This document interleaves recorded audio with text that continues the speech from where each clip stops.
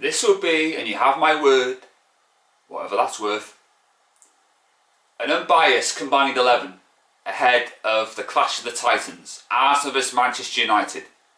One of the most important fixtures in the footballing calendar. When the fixtures come out, everybody, every man and his dog and the world and his wife, looks at when these two clash heads. So let's kick it all off with the goalkeepers. The options. De Gea or Ramsdale. The easy option isn't in De Gea's vocabulary. And for me, I'm going to pick Ramsdale. Controversial, well, to most, but not to me. And I watched him against Spurs a couple of days ago. He was absolutely fantastic. You know, Spurs were a different animal in the second half because they always play better in the second half. And Ramsdale made some great saves. And I thought he was outstanding. You know, the best goalkeeping performance this season, without question, and probably his best performance, not this season, but his entire Arsenal career thus far. And there's no such thing as distribution. You know, it's the FIFA generation. Is that when they say CDM? It doesn't mean anything. It's a abbreviation. You know, it's called a defensive midfield player. That's what they're called. Not an opinion, it's a fact. You know, it's just trying to stifle language, really, isn't it? So, I think he's better than De Gea. Although I'll say one thing for Ramsdale.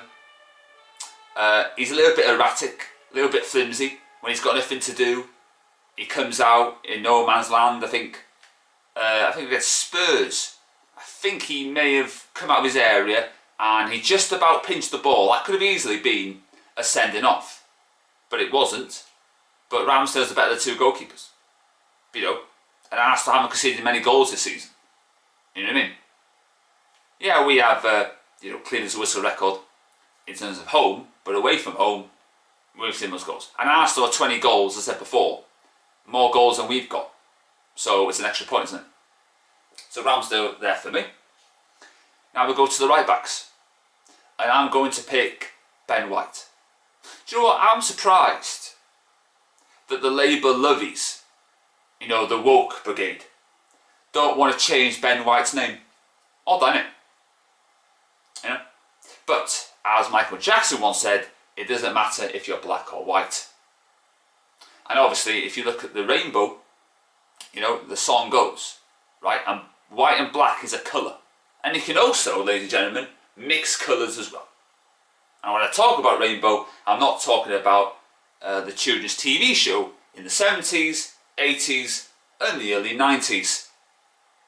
Although I would like the far top rays to be zipped, like Zippy from Rainbow. Did you know, get this in, that Ray Skelton, who was on Doctor Who, voiced Zippy George? But you didn't know that, did you? Well, you do now. But not Sooty, because he can't talk. Anyway, Ben White at right back. He costs less than Maguire, and I think he's better than Maguire. Centre backs, got to be Martinez for me. No contest. I'm not having your bloody fucking your Maguires, your Lindelofs. I'm not having them. Alongside him is going to be Gabriel. Not the sinner, the footballer. I think it was him or Saliba. If they picked up a yellow card against Spurs, they would miss the clash between Arsenal vs Manchester United. Unfortunately for us, we've lost Casemiro because of a stupid and needless challenge that he didn't need to make. And I actually think Casemiro deliberately, yeah, you heard right the first time, got himself a yellow card so he would miss the Arsenal game. Because I think he was quaking his boots, I think he was shitting himself to come up against, in my eyes, Thomas Partey, who's better than Casemiro. And I'm not talking about what Casemiro did at Real Madrid, that's irrelevant. He starts at 0. He's in the Premier League, okay? I think Rodri's better than Casemiro as well. How about that? Sorry, not sorry. So, centre backs there. Left back, Zinchenko. I'll say that. You know what?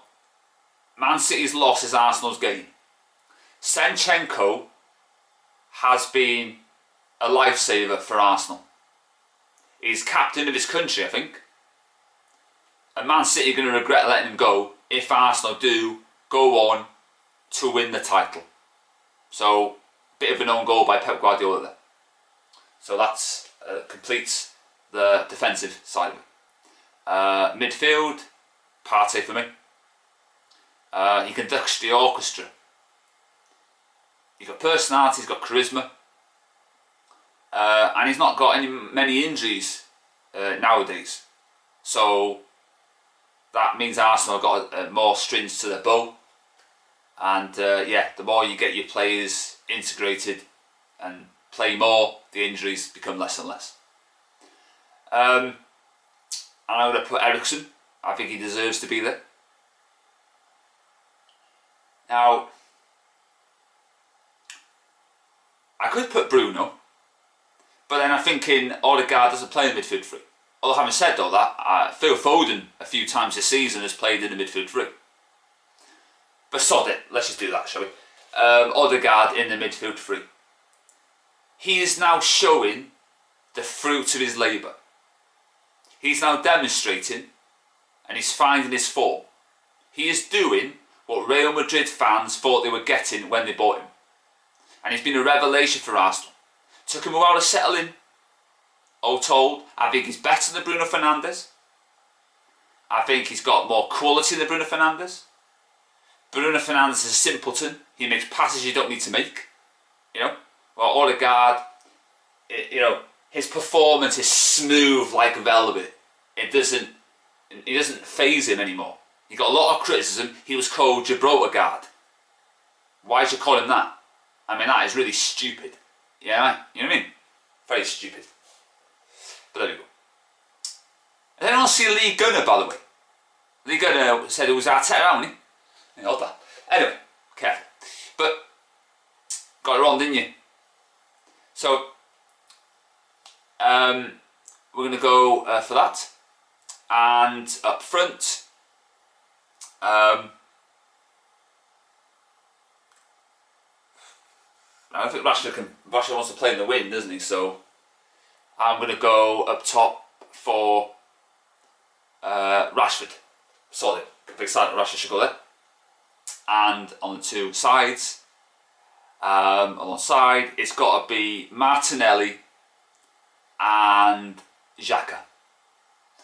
Now, for me, Xhaka has the potential in bucket loads. He is nothing short of fantastic. He's going to be, in 3 or 4 years' time, one of the best players, British players, of all time. When he gets the ball, it's smooth like velvet. He goes through the gears. He's not afraid to take players on. I think he's a fantastic player. And Arsenal are lucky to have him. And they need to tie him up on a long-term contract. Because the elite clubs are going to be looking. And Arsenal will be looking over their shoulder, wondering whether Xhaka will stay the course. And he's going to win the league title. And I do think he's better than Rashford.